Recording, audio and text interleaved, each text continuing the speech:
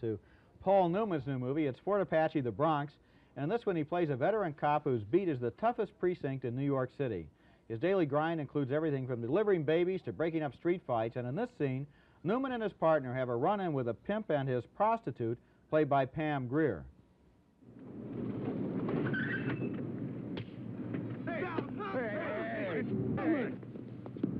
Hey, keep it off the street. Hey, I put her out in the line, and she don't come back with nothing.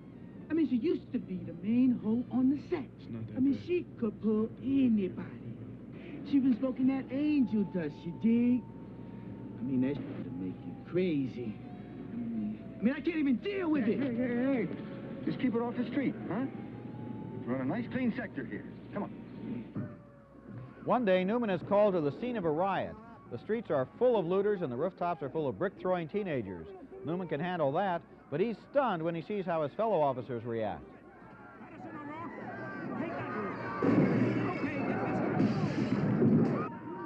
Police! Hold the police officers! Freeze! That's right, against the wall. Spread them out. Come on, spread them out. Spread them out.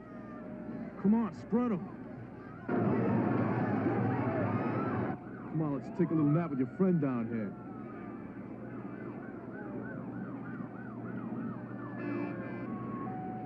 Ah, it's a cheap date. Instead of going to the movies, they just walk up on the roof and watch the buildings burn. Uh-oh. Well, you look at them muffs. Yeah, Morgan and Finley, what a couple of hot shots, huh? Hey, Morgan! Hey, they can't hear you. What? Hey! Hey! Hey! Hey! Hold it! Hey, Morgan! Hey! Leave the kid alone! Hey, he didn't do nothing! Hold it!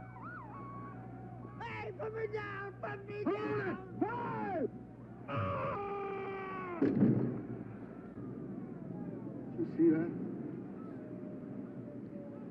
I didn't see nothing. That act of police brutality sticks in Newman's mind and causes a crisis in his career. And those kinds of nitty-gritty locations try to convince us we're looking at a fairly realistic portrait of a cop in his city.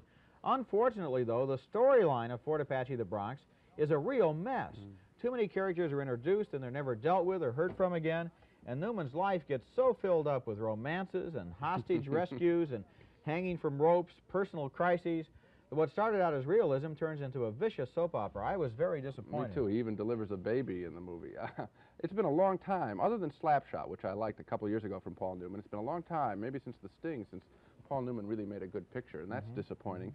I'm agreeing with you wholeheartedly on this film for exactly the same reason you expect. South Bronx, we know that President Carter, President Reagan have held press conferences there. It's an important part of the big city.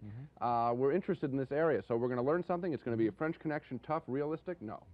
No. 40s, 50s cornball melodrama, one good policeman, Newman, and the rest of the cops are lousy, and most of the people in the area are lousy, too. And I really saw it as sort of a star vehicle for Paul Newman and disappointed me a great deal. There's a real contrast between the reality of that location and the old TV melodrama that they throw in there. And another thing disappointed me, the second billing in this film goes to Edward Asner. Now, a lot of people admire him from his television work.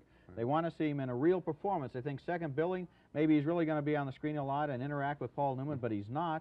He's only in the movie for 8 or 9 minutes. He plays, in total, he plays the commander who comes in to clean up this precinct, and then he just walks around.